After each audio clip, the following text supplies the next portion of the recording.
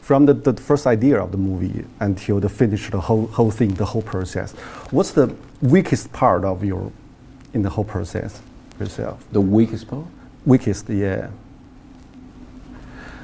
Gosh.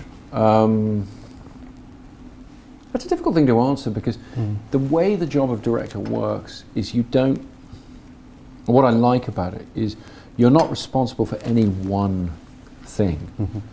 And so your responsibilities are spread, you get to dabble. You do a bit of everything.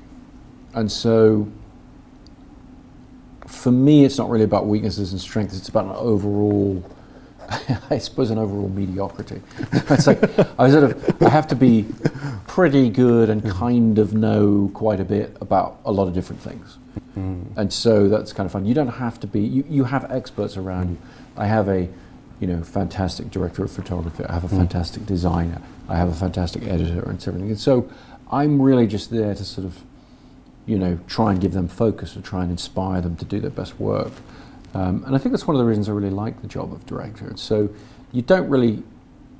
I'm not the member of the team who has to have a specific strength, a specific weakness. I sort of need to be pretty good at a bunch of different things and kind of just keep. So it must be Fox. Is there some kind of limitation you hated, you want to overcome it?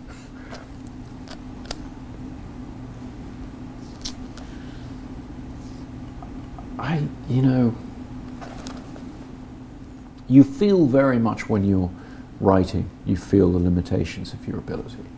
Writing, I think, more than any other aspect of filmmaking, is the one where you have a notion, you have an idea underlying, and then you're confronted with the absolute difficulty of executing that.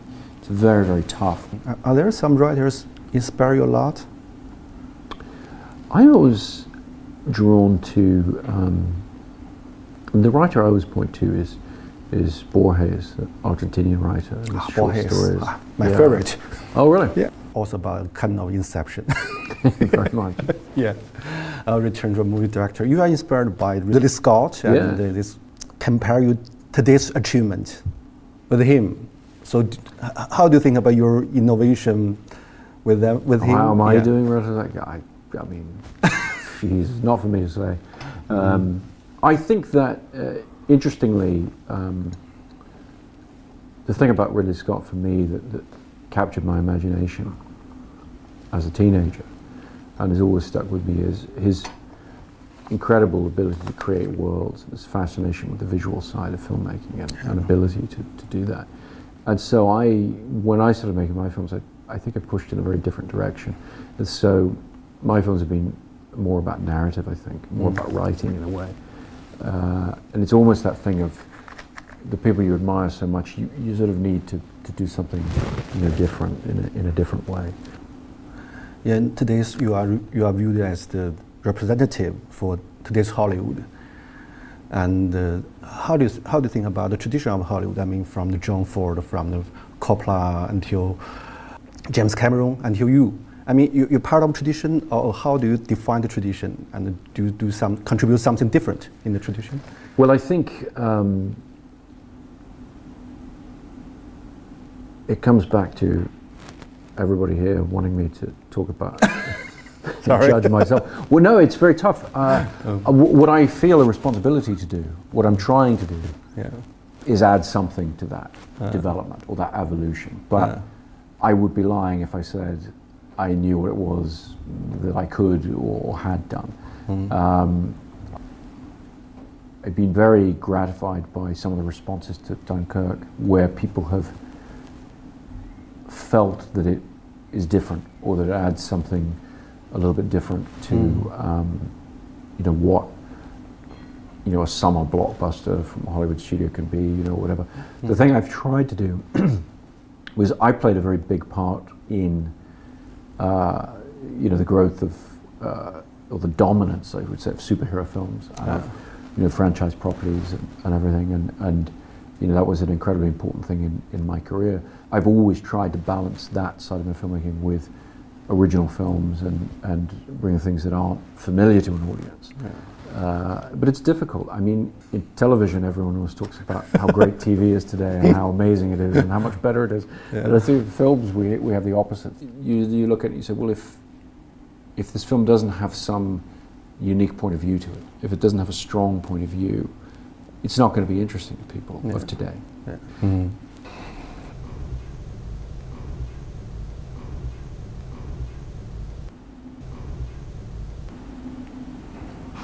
Could you imagine if you were in Dunkirk, what kind of role you will be played? You will be desperate, or you'll be hopeful, or brave, or cowed? I think what the film tries to say very strongly is we cannot know until we are faced with the situation. We like to think that we would behave in a noble way. I wanted to be more real than that. You know, human beings, we're very flawed creatures. Okay, thank you so much. Thank you. Running out. Thank you. Yeah, next time we can talk about boys. Yeah, exactly. Yeah. Mm. Is he well known in China? Yeah, quite popular among writers and thinkers. Yeah. Interesting. But good trip. Thank you very much. Nice. Take care.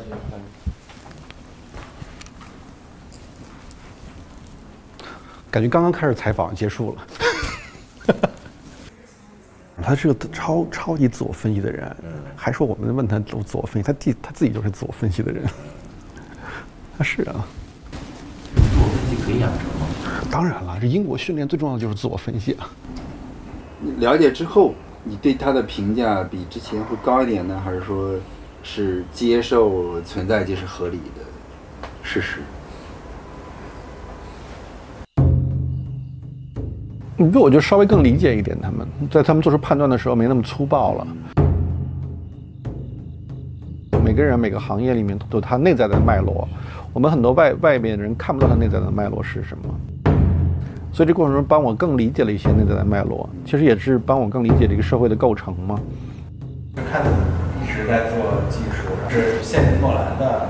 他不是思想家呀，你不要就是我们不能把诺兰当成一个思想家来看待，因为这个时代可能不产生那样的人，就时代的创造力是变化的，有的时代是通过一种连续性，刚才不说了那个 hedgehog 那个刺猬是一种 consistent 这种连续性、一贯性，然后甚至一种强大的单一性带来一种力量。这个时代创造力可能是通过这种不连续性、不断的更新性、不断的这种就探求不同的这种领域、不同的角色扮演性来完成创造力的。所以创造的这个模式不一样。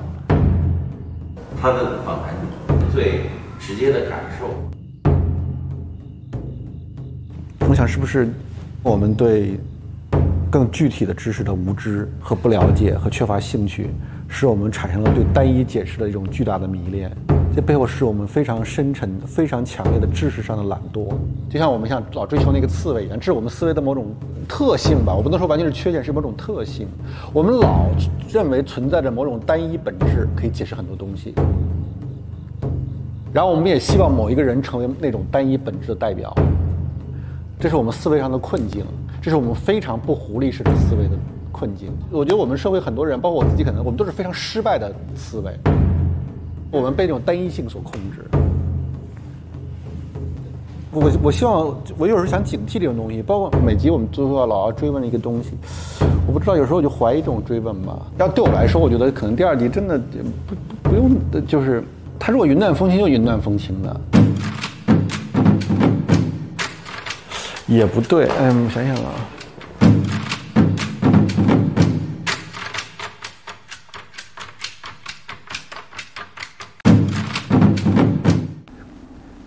You said you don't use email and no phone. How to connect with the fast-changing modern world? I think a lot of what people do with technology is very trivial, actually, and very, it's just filling time. I value the discipline of just doing nothing and thinking and just trying to puzzle out what it is you're working on.